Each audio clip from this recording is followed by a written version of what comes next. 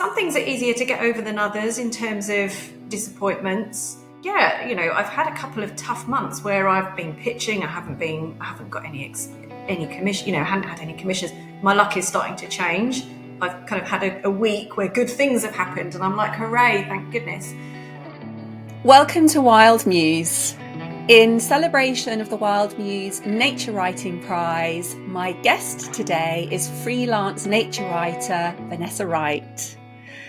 Vanessa was runner-up in the BBC Countryfile New Nature Writer of the Year in 2022. She was finalist in the Wild Atlantic Writing Awards in 2022 and also finalist in the Save Our Seas Storytelling Award in 2023.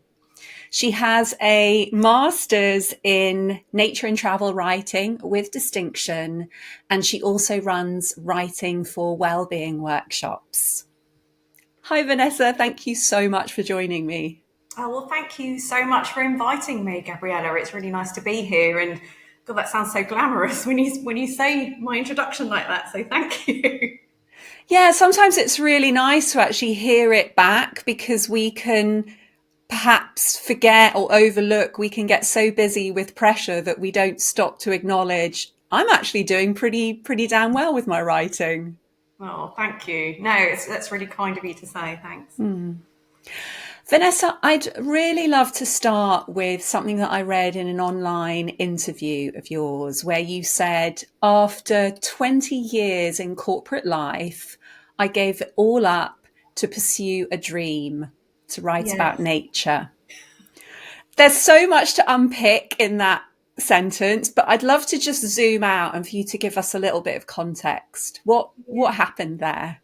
Yeah, well, it was kind of a series of things that led to a big moment and the big decision. So back in 2018, I was living and working in Australia. I'd been seconded to run the school's publishing business out there with the job. And I was having a great time professionally, personally. I was loving it, absolutely loving it. And my mum came out to visit me, which was great. And when I got seconded, I remember her saying, well, never mind this being a great opportunity for you. This is a brilliant opportunity for me. I'm coming to see you. So that was fantastic. And my mum arrived and we were there for 2 days and we were fitting in the sightseeing and things. And then I was at work, I was running a team meeting and my phone kept going. You know, when it comes up private number and you're like, oh, I'm not answering that. It could be anybody. And then it was right at the end of the team meeting. I was like, look, this number's called me again. Do you mind, guys? I'm just going to take this call. And I thought to myself, oh, it might be mum. Like, where is this or where is that? So I picked it up and they said, oh, this is the Catford Traffic Police. And I was like, oh, has my car been nicked, back home? And they were like, no, are you sitting down? Can you speak? So I was like, yes. And then they said, oh, I'm really sorry to inform you, but unfortunately your dad's died and he was killed crossing the road. And obviously, you don't expect that phone call and you don't want that phone call. And then they said, well, can you go and tell your mum? So then I had to go and tell mum and that, what led to a pretty horrific time. So that was a big moment. And I was surrounded by really, really lovely, lovely people in Australia. I couldn't have asked for the support I had from the company, from friends, from my manager. They were just superb. And I had to go back and forth from the UK with mum for the funeral, for identifying the body and all of that sort of stuff, back and forth. I think I made 3 Australia trips in 6 weeks, something crazy. Anyway, the secondment came to the end, came back to the UK. And obviously in Australia, everybody knew what happened. Everybody was really caring and what have you. But when I came back to the UK, on the work front, people didn't really know the context, and it's not really appropriate to sort of talk about that context that much. And so I found the reintegration really hard. and you were almost like reliving the grief all over again, because Dad was never in Australia, but you know, you're kind of getting all the reminders. So it was really, really difficult, and you know, it a lot kind of happened. So then we had the pandemic, and the job I was doing was I was vice president of one of the big exam boards, and if you remember, the government cancelled the exams, and they pretty much changed their mind every day as to what the guidance was going to be, what the advice was going to be. So I was kind of working from 7 a.m. till midnight every day. I could hear my neighbours on their balconies enjoying the sunshine with all of the glasses of wine that I could hear clinking outside, whereas I was just here, sat here at this desk where I'm sitting now, working on customer comms, leading a 200 strong team, and the isolation, I was living on my own. The isolation was very hard. And I think the only respite I had was going out into my garden. I live in a new build, and I started over the course of a few weeks trying to build my little wildlife patch from scratch, because it was literally just a lawn. So I was ordering plants and getting them delivered and planting them, and that was kind of really a good thing for me to do. And then I got COVID, and then I got long COVID because I didn't stop. And then I started watching the Chris Packham Self-Isolating Bird Club, and on one of his guests was Stephen Moss, who was the course leader on the nature and travel writing course. And I thought, oh my goodness, that just sounds an amazing thing to do. And I did a zoology degree. I was passionate about wildlife, and it was one of the interests that my dad and I shared. We both loved watching David Attenborough documentaries, and I just thought I'd love to do that. So I kind of investigated it and went to kind of look at the application form, and it said, you need to submit 3 pieces of writing. They can be on people, place, or travel. So I was like, oh God, I don't really have anything. What am I going to do here? So I just thought, on a whim, I'm going to submit the eulogy I wrote for my dad. I'd written a series of work blogs about life in Melbourne, and I'd been on a trip that was with my first ever Pearson bonus. I went on safari. So I'd kept a travel diary, and I kind of wrote something from that. And I thought, well, nothing's going to happen here. And it was my birthday. I had an interview on my birthday, and Stephen said, I'd like to offer you the last place on the course. So I was like, oh my goodness, I've actually got to make a decision here. I've been with the company 20 odd years, and I decided I was going to go for it. So initially I asked for a sabbatical, and they turned it down. And so I decided I'd resign, and I was just going to go for it. And life's too short. You've got to follow your dreams. And I thought, well, I was approaching 50. And I thought, well, if I don't do it now, when am I going to do it? You know, that was my first love, was doing all of that. So I just thought, I'm going to just try. And so that's what I did. I just gave it up. And yeah, it's not always been easy, but I haven't regretted it. Thank you for sharing that, Vanessa, really giving that context. It's interesting when we tell the story of what's happened to us, because I feel like in retrospect, we can make those links and connect the dots, and we get a sense of how that journey has led you here. And it's often the way that some really devastating pain point does shift that trajectory. So sad to hear about your dad. And also that shift from where you were in Melbourne, and you felt really held and understood, and you had to kind of go through 2 levels of grief, coming back to the UK, not necessarily being understood, and coming back to the place where obviously you knew your father.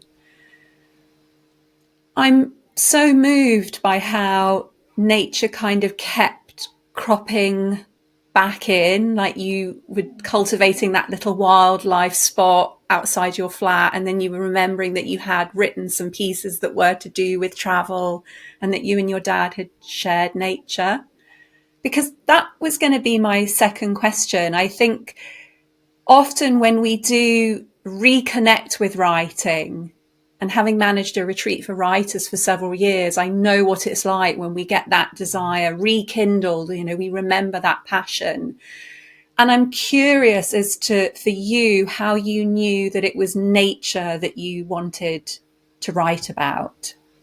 I actually don't really know the answer to that question, to be honest. I think I've just been fascinated by nature documentaries since I was a girl.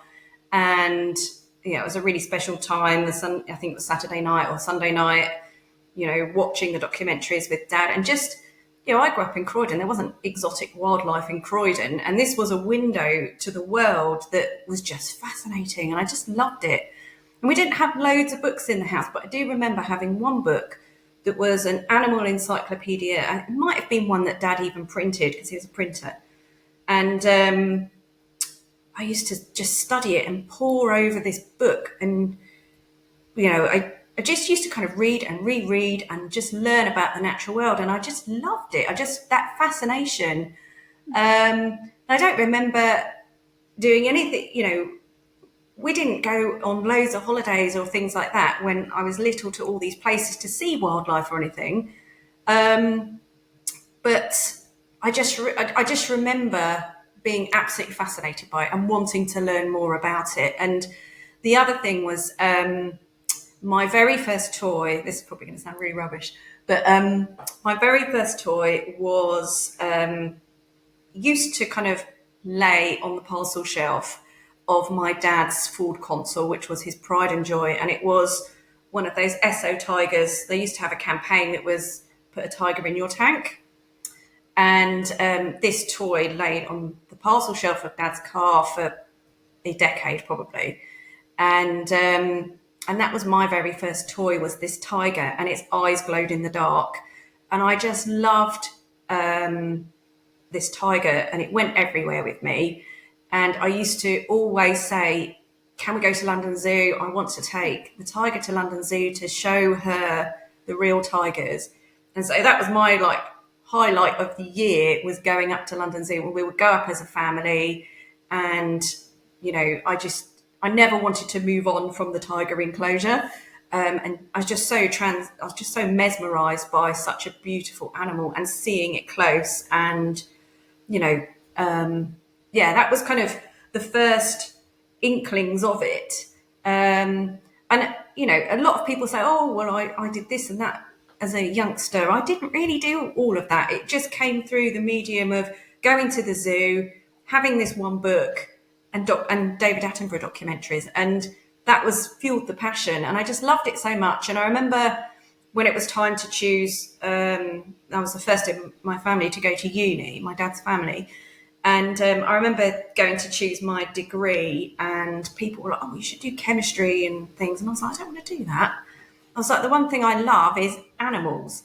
And so I said, well, I'm going to study zoology. And everybody was like, why are you going to do that? That's not going to lead to any jobs. And so that was I said, well, I've got to study it for 3 years, so I may as well do something I love, which was my philosophy. And I'm quite headstrong and stubborn, so that was what I decided to do. It's interesting because as I was listening to you talk about the David Attenborough and the tiger and the zoo, and I was thinking, oh, she said that she studied zoology.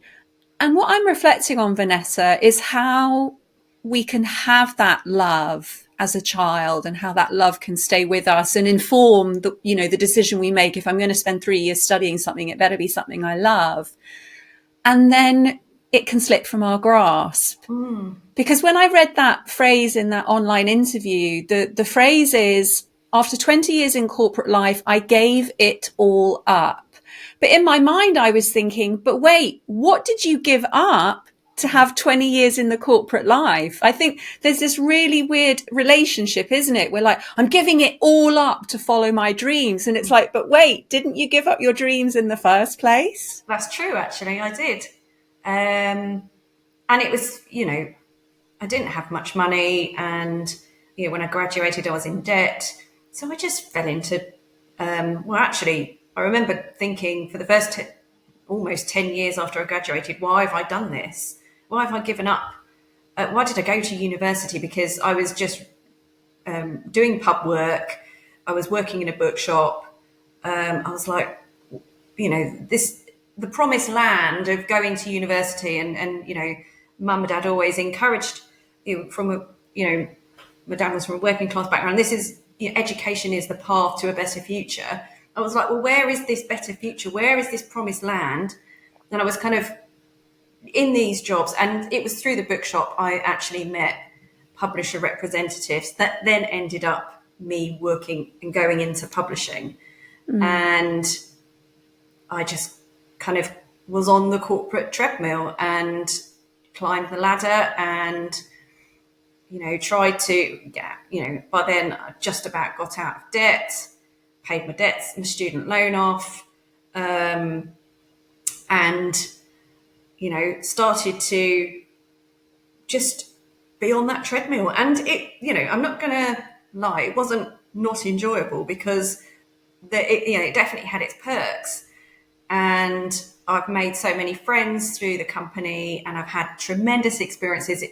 Being with a company, I had a few global jobs that meant I got to see the world, and wherever possible, I'd always try and time it so that I could tag on a weekend. And this was going to, and when, I remember tagging on when I was in South Africa for work for a week, tagging on a weekend to go and see the penguins at Boulders.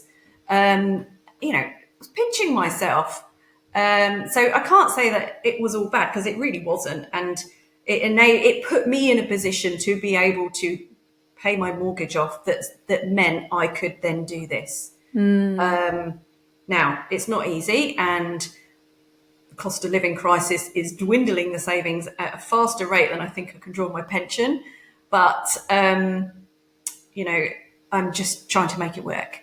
And I just think serendipity is a wonderful thing, and a series of events has led me here, and I am trying to live a better life because of it. And and I gave a lot up. I gave up the security of a salary, and that's the main thing I gave up. Really, was the security of the salary. When I boil it down and say it like that, that's what I gave up. And it's a lot to give up, because it's precarious and it's scary, and you don't know when the next paycheck is going to come in, or you get a commission and you don't know when they're going to publish it and pay, or, all of those things. There's a lot that's precarious and scary, but ultimately I love writing about nature, and that's what I chose to do. So, yeah. Yeah, I really understand that unusual balance with the fear or the precariousness, but it's outweighed by that love, because if that love wasn't there, like, we wouldn't do something that wasn't enjoyable and also scary. So when we do have that security in a job, and maybe we've got this kind of niggle of like, why did I study zoology for 3 years? We've got the security, which is a useful trade-off. And like you said, you were able to have those amazing experiences. And now you're experiencing the other side, which is, I'm doing something I love and I'm sacrificing that security. But I'm curious, Vanessa, because I know you run these writing for wellbeing workshops. I'm curious as to how much just the actual act of writing, your creative practice, helps with any sort of flutters of fear or anxiety that you might experience because of this unexpected path you've taken. Yeah, so I do a lot of my writing for wellbeing is one of my group of workshops. I've got like a whole series of different workshops, but they all are hopefully providing some sense of creativity and wellbeing for the people who come along. And I get just as much joy from seeing other people gaining inspiration from the natural world as I do myself. And I always try and include. I always try and make a point of trying to give back to the wonderful writers who I've learnt from, and share some of their work. to inspire. I always try and create a nature table as part of my kind of activity from it. So, and just that feeling of being close to nature, using it to inspire writing, gives me a lot of pleasure. And yeah, I do at least one a month. This month I've got 2, maybe 3, I think. So and yeah, I just it's joyous. So that's one part of it, and that's also an opportunity to just connect with more like-minded people as well, who share that passion and share that feeling of wanting to learn, because I learn as much from listening to how other people interpret the prompts as much as I would if I was on my own. So it's a nice way to kind of create a bit of a community. But then my own writing, if I'm just writing for me, I write my morning pages every day. And I usually, I kind of have a bit of a, what's the word? It's not rich. It's not, I suppose it is a ritual, but, I always make a point of, right, what's the weather report? What animals and plants can I see out of my window this morning? How has that changed? Like at the moment with spring, you can see something in the garden changing every day. Like this morning, the blue tits were exploring the nest box that I've put up. So, it's kind of going through that. So that writing for just you is so pleasurable. And I've been really fortunate and got some really lovely commissions that I've loved to write. So the Simple Things do a beautiful column called Magical Creatures, and I've written a few columns for them.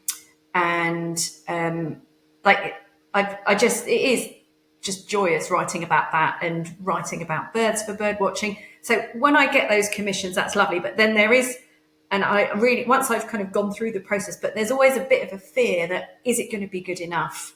Am I going to be good enough? Is this up to the standard of the other writers?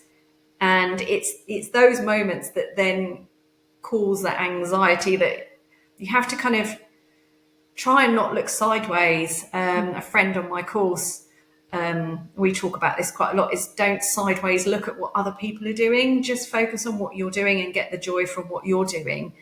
And, it's easy to compare and feel like you come up short. But actually, I think the most important thing, and looking back over the pieces I have written and have enjoyed them, when I've kind of, right, I'm really happy with this, I've edited it to death and I'm now submitting it. So I just think some of it is learning, and it is part of that process. And the joy is the first draft. Sometimes it's not, when you can't even get to the first draft, but the joy when you've done a first draft and, and then you do a bit of tweaking, and then I kind of find it goes in a bit of you kind of have a high, and then you go into a slump where you're, oh, it's all rubbish. I've got to kill the darlings. And then you kind of go through that, and then you come out and on the high when you've kind of, I'm happy with it, I'm submitting it. But yeah, there's still I still feel like I'm an emerging writer. I'm at the very beginning of my writing career. I look at all the authors around me who I just think are so wonderful. Am I ever going to be like them? Am I ever going to be able to do those things? But I'm at the very beginning, and I just, it's like nature. Nature doesn't grow quickly all of the time. It's like acorns and oak trees. An oak tree doesn't grow overnight. It grows slow and steady, and maybe that's my journey, a slow and steady one, and just building over time. But I just have to take it for being in. I have to remind myself to just be in the moment. This is what I really enjoy doing. I love writing about nature, and just stop worrying about who might read it or who's it for and what are people going to think. Stop all of that, and just, because I think when you write something and you enjoy writing it, it comes through in the writing. Definitely. And I love that you're making that analogy with nature, that's slow and steady. In fact, when you were talking about making those comparisons, I was also thinking the same thing, because I've often turned to nature for teaching on that comparison making that we do. And I imagine one breed of tree looking at another breed of tree and being sad that it's not like it, without the ability to sense its own beauty and its own uniqueness. For me, there's something about nature writing, particularly, which is a genre that kind of keeps you safe because it's so nourishing to do. I was having a conversation with James Canton. I don't know if you know his work. He's written a beautiful book that's just about to come out in paperback called Grounded, and he wrote the Oak Papers. Yes. Yeah. He heads up the Wild writing at Essex. Oh, right, brilliant. Yeah, and as I was having a conversation with him, it really struck me that the process of nature writing, firstly, we go out into nature and we have an experience.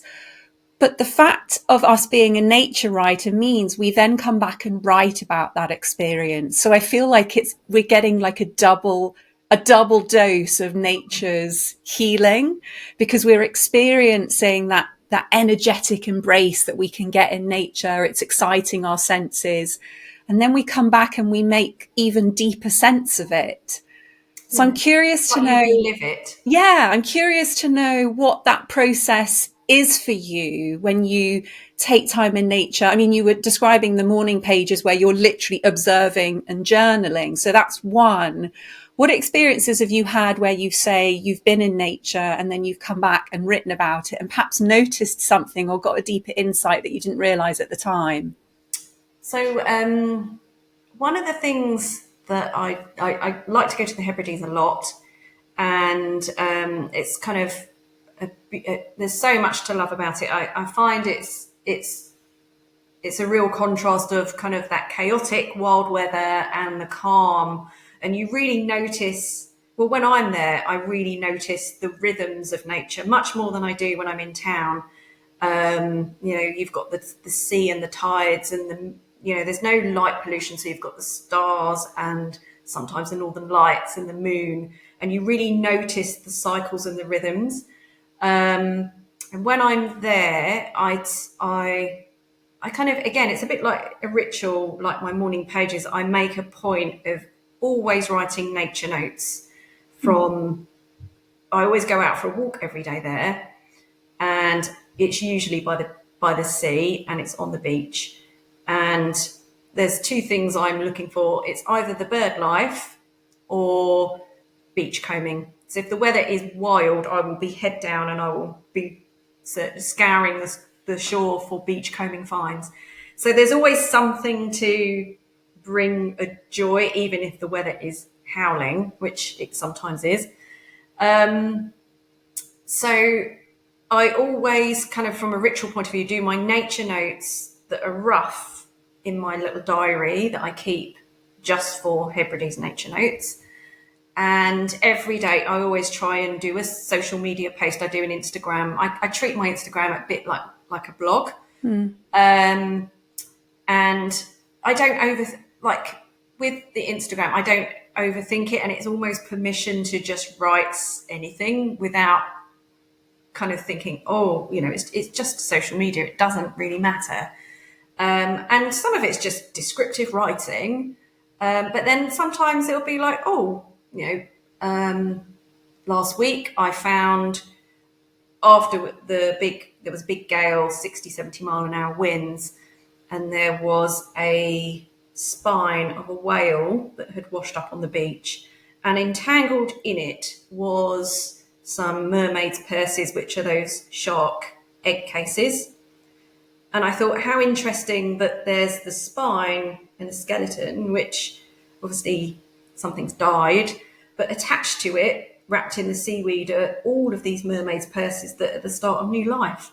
And I just thought, just in that one space on the beach, there's something really lovely about that. And don't hammer it home. And it's just really lovely. So I do that as a kind of, I go out, I see it. Sometimes I will write notes in my phone. Sometimes it's just too cold to get my gloves off and type notes in my phone.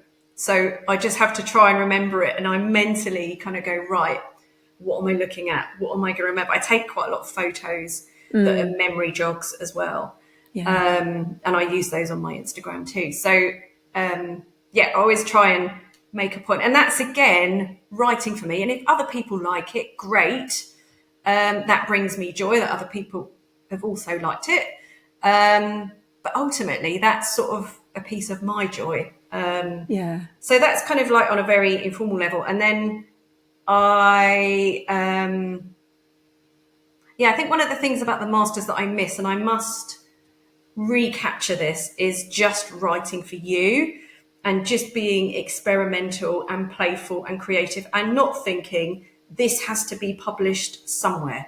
Great if it is, actually, and I've stopped doing a lot of that experimentation and play and creativity since I've stopped the course. And actually, it's probably a good reflection point to say, actually, I need to still do that. That's such an interesting point, that distinction between writing for yourself and then writing with a sense of publication in mind. I've been really mulling over the fact that we have evolved from storytelling. Our ancestors told stories to pass on information, to keep us alive, like tell us where the amazing feeding spots are, tell us where there's danger. And so we're not wired to restrict ourselves or to have that end in mind. So we're in this very strange evolved place where we've now got gatekeepers, specific doors we want to walk through with our writing. But I do feel like you're saying that it's so important to still keep that creative and playful aspect alive. And, the other thing that I think is important to note is not everything, there's a lot, obviously, that I do get out of nature and nature gives me. But I do think it's also important to say that not everything in nature is brilliant and beautiful. And, through the close observation and noticing, you also notice what isn't there. And, like, for example, even in St Albans, I've hardly seen any blackbirds in the last year. And that makes me really sad because during lockdown, I had a creche of blackbird chicks in the garden. The parents were coming and they came consecutively, but they've been absent and not even been here in the winter when it's been cold and when I leave food out for them. So I'm like, where the hell are the blackbirds? And that makes me really sad. Same for, when you pay close attention, you notice the elements of nature that are struggling or in decline, and that's that's, you have to square that off. But equally, what I try to do with my nature writing is I try and make people also fall in love with nature. By falling in love with it, they'll care about it. And I sort of feel like there's almost a continuum of protest, and that's sort of, that care is that gentle protest by noticing what they're, and then that starts to build into, more active process. Well, maybe I need to do something about, like Hannibal Taylor's done something about the swifts. That's her, and she's got really passionate about that one species. But what if we all did? And, or a place that's under threat, or the climate. And again, when I'm in the Hebrides, I went up the other over the winter, and there's been a whole thing that's been carved out through coastal erosion, and it's literally in a month from when I was there and then when I went back, that coastline had completely changed. So there's sort of a continuum of, you need to, and some people are very active and vocal and loud protest, but I think there's place for all of those things in the genre. The gentle care, the helping people fall in love with something or a place, and, to more active protest. And, there's a whole gamut of issues that come with that, isn't there?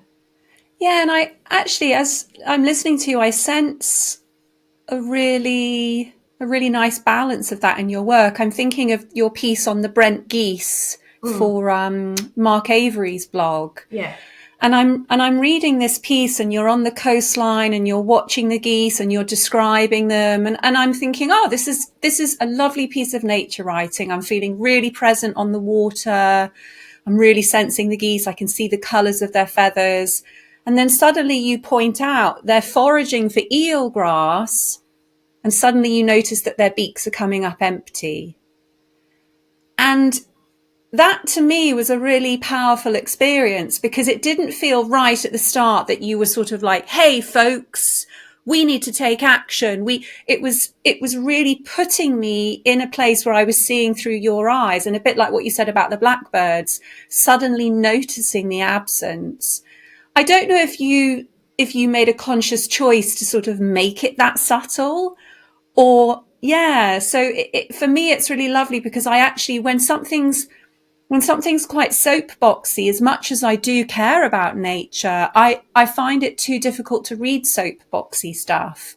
But that subtlety of that piece was incredibly moving. Yeah, I mean, some people have said to me before, oh, there's already loads of nature writers out there. Why am I going to add to a whole wealth of really respected, famous authors who I admire greatly? Why should I bother? Well, actually, I think the point is like you were saying, some people do respond to that soapbox.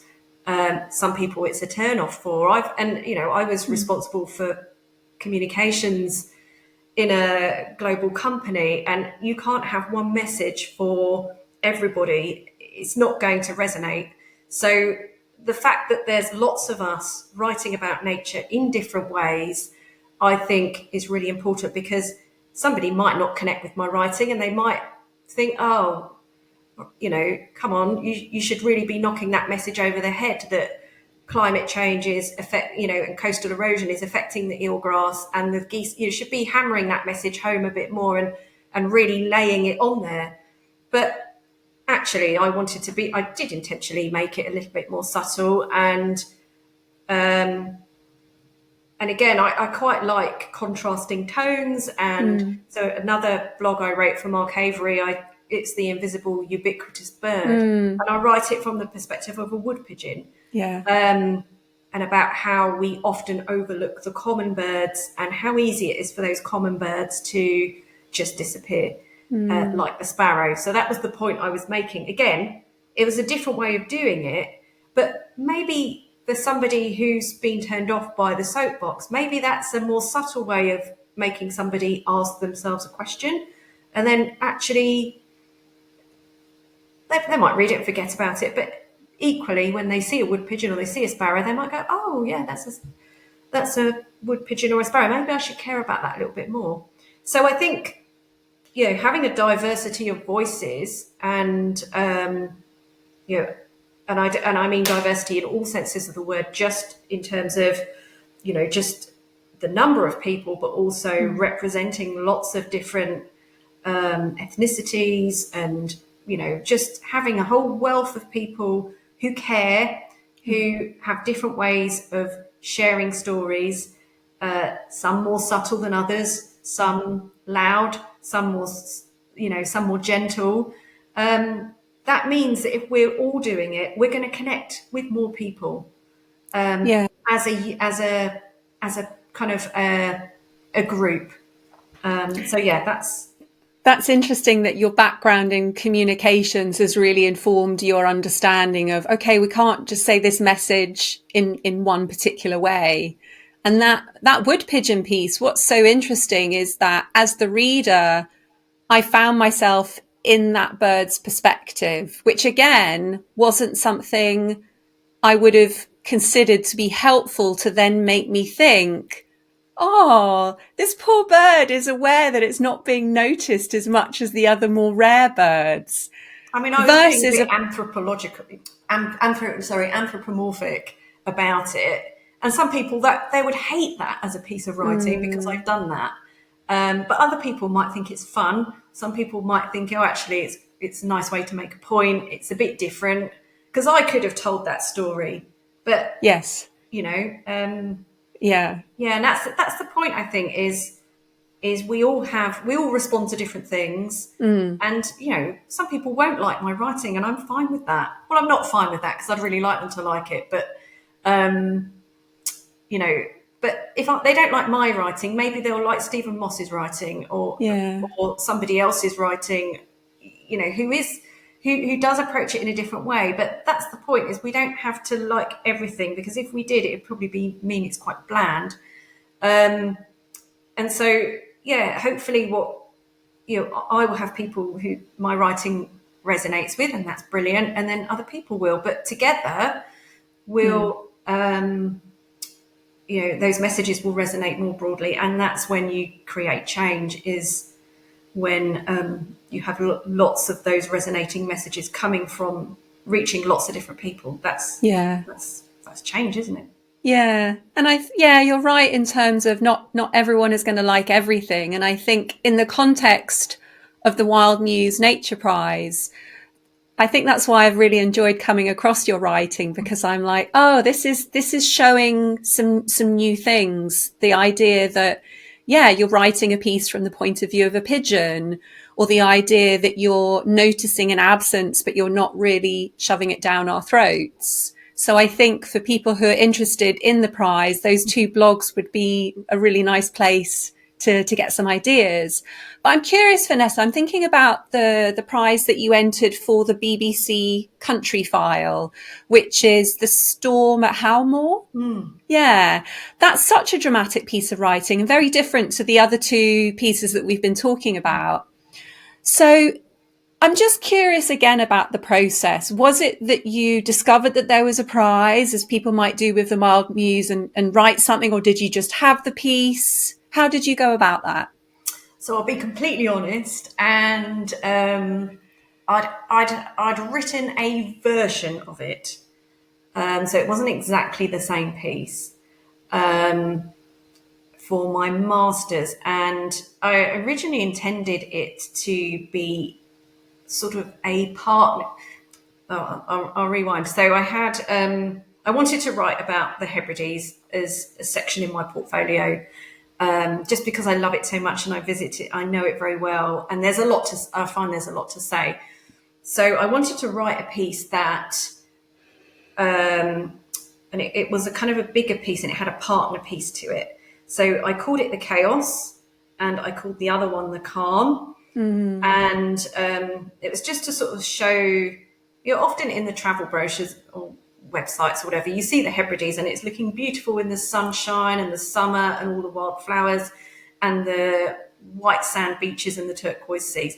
Beautiful. And yes, there are days like that. But what people don't necessarily see is the drama of the storms and the winter storms, and how they can be relentless and theatrical. And so I originally wrote 2 pieces that were to represent the chaos and the calm, and that also represents nature as a whole. Like I was saying, it's not all lovely and bright. There can be drama, there can be bleakness. So it was to sort of do those 2 pieces as a complement. But they then, both of them individually, evolved. And when I saw the prizes, I took that as a starting point and built on them. So, and actually the Chaos became the Storm at Howmore, and the Calm became the finalist of the Wild Atlantic Prize. So they were both kind of initially 2 small pieces that were a complement, that then I took and worked on and evolved them and made them better. So that's a great illustration, actually, of how that process can work, because I think some people may already have a piece of writing that they then start to change and work on, or sometimes, and I've had this, I might see a competition and it has a theme, and that then inspires me to write something. And sometimes I think I've tried to do a bit of a round peg in a square hole, where I've seen a competition and I've tried to sort of squeeze a piece of writing that I don't know what to do with into that competition. I'm definitely guilty of that as well. Yeah. But no, and sometimes I've been unsuccessful in competitions as well. And I think it's important to say that not everything goes swimmingly.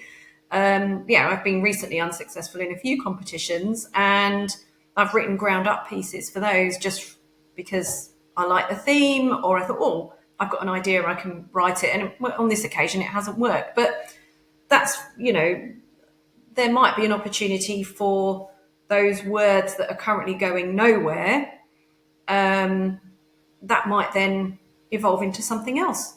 And they might be a foundation to, well, it might find a home as is, or it might be something that then gets evolved into a piece that gets commissioned, or it might just find a home somewhere else. And it's funny, I've had a couple of pieces that have been sat in my laptop for a couple of years, and then neither of them are published yet. I think, no, one of them is published in the Upper New Review. It's a very different piece of writing that I wouldn't usually write, but they had a call out, and I put it in there, and that's great. And something else has happened again, and I've submitted this particular piece I wrote ages ago. I've submitted it for competitions, and it didn't get anywhere. And then all of a sudden, I found somewhere that had a theme that was on this theme, submitted it. Oh yes, we'd like to publish it. So you just never know. You just never know. And that piece was just, it's been in my laptop for 2-3 years.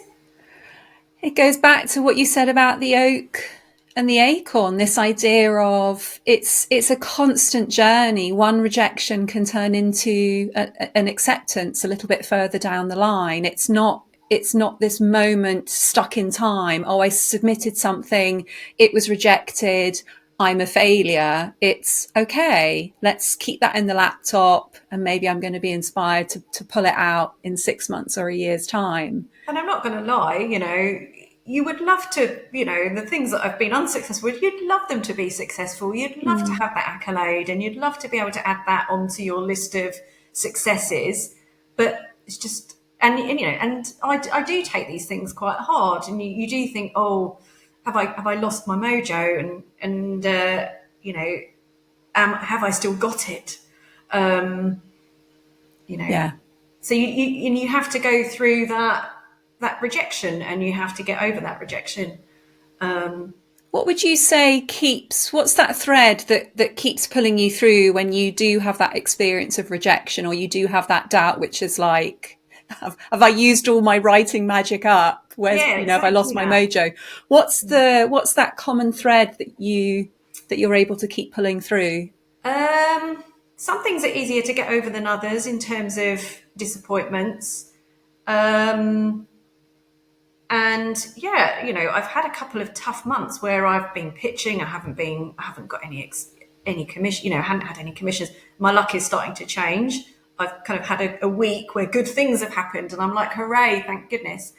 So one of it is just, even when it feels hard and it feels like you're getting rejection after rejection, is to just keep going and keep trying, because the more you try, the more it will be either a yes or a maybe, or I've got some things that are no, not right now. Okay, well, I'm going to try again in the summer, or, whatever it might be. So, and even just things like, I've had a few weeks where it was being tough. Just keep putting things on Instagram. Just do that, because you never know who's looking. You never know who might contact you. I've had 2 pieces of work come through my Instagram. So you just don't know who is there. So you've got to keep, there's an element of keeping to showing up even when it's tough, and just do, as I said, I use my Instagram as a blog. So just keep doing your blog and doing that for you, because you love it, and because you love the wildlife you're looking at, and it's fascinating, and you just hope that, just keep bringing the joy in that way. Keep trying. They're the things. And just the other thing is, sometimes just go for a change of scene. Just get outside for a walk.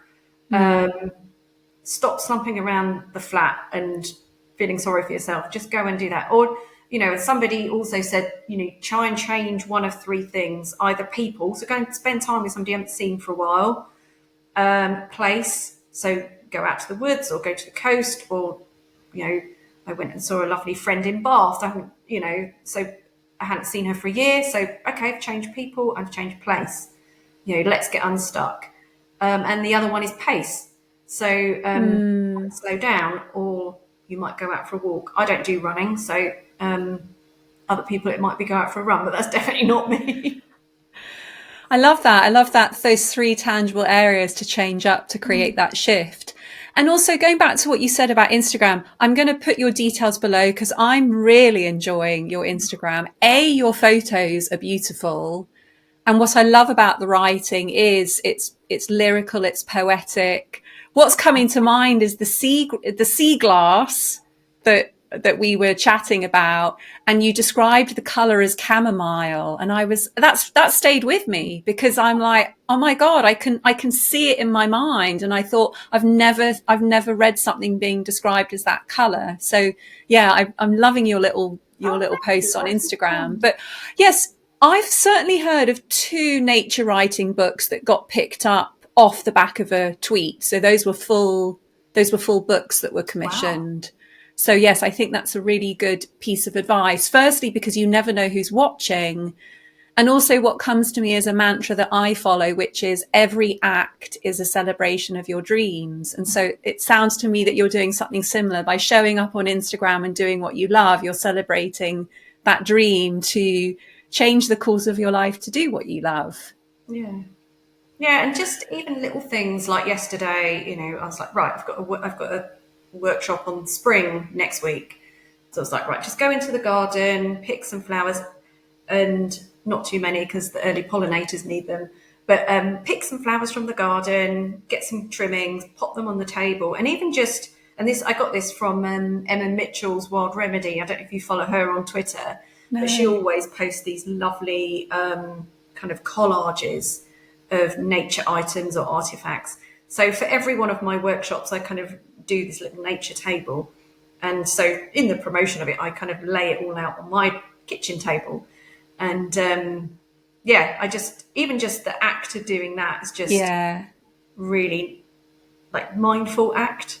I actually didn't realize until I saw, and I think I can't remember whether it was on LinkedIn or Instagram, where you mentioned I didn't pick too many because the early pollinators will need this. And I was like, oh my God, she did that herself. I thought it was a beautiful stock image that you had. So yeah, it was absolutely gorgeous. That kind of matte grey. So the matte grey is your kitchen table, is it? Yeah, I have a concrete table. Oh, wow. It weighs a ton. Yeah, I bet it does. You're not moving that around too much, are you? Can't really move that, no. I remember when I moved in, there were some builders on site. So it was a new build and there was still loads of builders kicking around. And when the table arrived, I couldn't lift it. And I said, oh, can you help me lift this table? And they went, yeah, sure. And the 2 of them were like, oh, let's like bring more people in. So it weighs an absolute ton, but it's concrete. And but it makes a lovely backdrop for it does. When I create these collage images for promoting my workshops. Yeah. Well, we'll put a link for the workshops. We'll put a link for your Instagram. And Vanessa, I've really, really enjoyed chatting with you today. I've been looking forward to it anyway. Just the kind of vibe I got off you in our messaging. I thought, oh, this is going to be fun. And yeah, I really appreciate you being so open, so authentic. And I just want to give you a moment. It might be that something that we've talked about, you've got an additional reflection. It might be there was a question I didn't ask you. Is there anything else that you feel drawn to add?